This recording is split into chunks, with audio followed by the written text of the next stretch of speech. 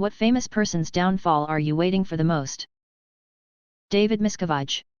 I'd love to see that cult crumble to the ground for all the lives that have been ruined. Jim Bob Duggar. There are so many, but I'd go with Prince Andrew. The dude is a mega creep fr. David Miscavige. Fucker is hiding something. Where is Shelley, David? Dr. Phil could use a comeuppance. Not famous at all, but my neighbor. Fuck my neighbor. I'm really surprised Andy Dick is still around. Prince Andrew. He's not quite over the line yet. Joel Osteen.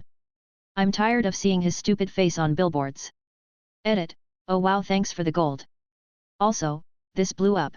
I'm glad we can all come together in our hatred of Joel Osteen. All the members of Congress that have served for 40 years and refuse to retire even though they aren't aware of what's happening around them. Term limits for all of them. Dan Schneider. How he's managed to stay under the radar is beyond me. Everyone in Epstein's ring. All of them. No matter who they are. Every single one. Literally anyone in Scientology. Why do we worship and praise Tom Cruise so much when he's one of the highest, most powerful figures in an abusive, controlling, and dangerous cult?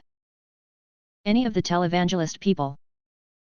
Waiting for James Corden to yell at the wrong person whilst in line for takeout pickup.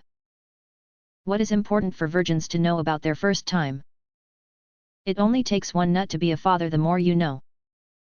Have fun, don't take sex too seriously. There will be smells, tastes, noises, etc. Don't focus solely on the orgasms, enjoy the journey, and understand sometimes bodies are stubborn. Use it as an intimate moment shared with your partner, and enjoy yourselves. It gets better.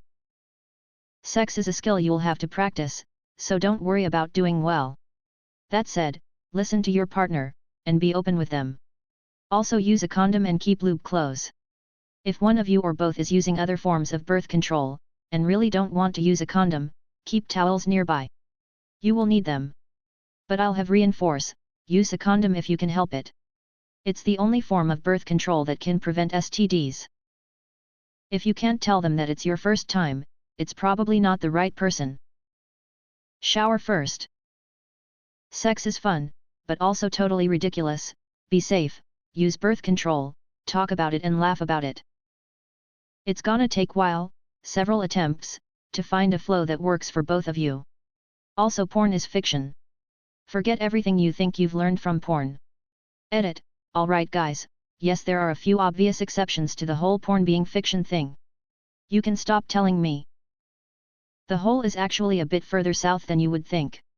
End number X200B. But not too south. Communication and boundaries is key. Don't take tips from porn. It doesn't have to hurt. Patience, relaxation, and lube are all good things. Edit to add, bodies vary. My point is that pain isn't a uniform experience, and probably not even necessarily the majority experience. Having a partner you trust, who takes their time with penetration, who lets your arousal help your body relax, can decrease the chance of pain. Even then, with an ideal lover, some bodies might not handle penetration well. If you intend to have sexual intercourse, it is a good idea to have a physical exam and tell the physician your intentions. They can look for things which might cause you problems. Nobody expects your first time to be good. If anything, if it's your first, they don't expect much at all. So just go for it and enjoy it. If it sucks or doesn't last long, then just blow it off and say, well, I guess we need to practice together more. Do it with someone you like and trust. It's the biggest deal in the world before it happens, and not that big of a deal after it happens. What piece of propaganda did the most damage? The gasoline additive tetraethyl lead was totally safe. That OxyContin had a low rate of dependency. I'd argue Smokey the Bear. Before you light the torches and grab the pitchforks, hear me out. I have a degree in environmental science with a focus on forestry. There's a lot to this, so I'll try to keep it brief. Smokey the Bear was originally used as a propaganda piece by the United States Forest Service to get the American population to assist in wildfire control via early reporting and self-dousing. The USFS pushed a zero-tolerance policy on any and all wildfire, assuming that it was detrimental to forest health and public safety. Wildfires actually have an integral role in the life and health of forests, as they clear out underbrush and allow larger, well-established trees that can easily survive these relatively low-intensity fires to thrive on the more readily available nutrients. Some tree species, like aspen, even flourish with fire.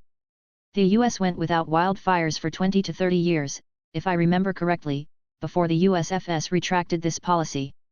Forests across the country grew too dense to remain healthy, overpopulated with vegetation that the environment could not support. Trees grew, many died and became forest litter, and even still more turned once lush forests into breeding pools for tree-killing species called bark beetles. For instance, one of the biggest factors in the many California wildfires are the large swaths of land covered in dead ponderosa pine trees plagued by overpopulation of forests and a specific species of beetle that targets them. It's covered in millions of acres of tinderboxes waiting for a spark. Anyway, because of the nature of tree life expectancy, the US is reaping the consequences of the mistakes of the 50s in our current time. This is, of course, only one aspect of the very complex environmental situation in the US, climate change being another serious factor that I'm not nearly as educated on as I am with forestry, but I hope you found this interesting. In the 90s, child abduction fear porn was all the rage on the nightly news. And they were always the 1 in a million, crazy stories with horrific deaths and would play weekly. Chris Hansen's To Catch a Predator didn't help. However, these kidnappings were extremely rare in reality. Kids lost almost all unsupervised playtime, which as it turns out is very helpful for learning how to socialize. When Coca-Cola paid off doctors to say that fat was what caused fatness rather than sugar. This has destroyed the health of generations. It was the total converse of the truth, pushed to all American children, and many internationally, about their health. Dr. Andrew Wakefield and his false study. When big tobacco industries made doctors endorse cigarettes.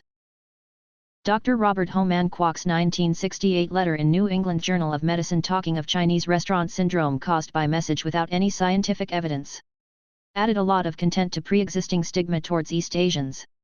However, blinded experiments could not prove his claims. That one book that kicked off the witch hunts.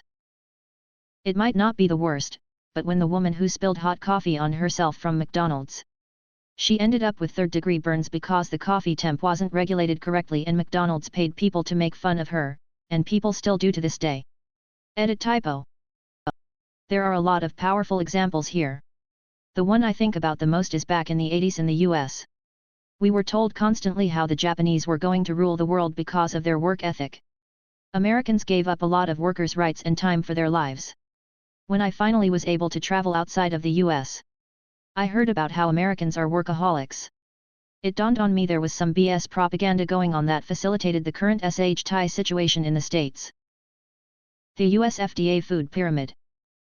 Andrew Wakefield's fraudulent research claiming a link between vaccinations and autism for the purposes of selling his own safe vaccines.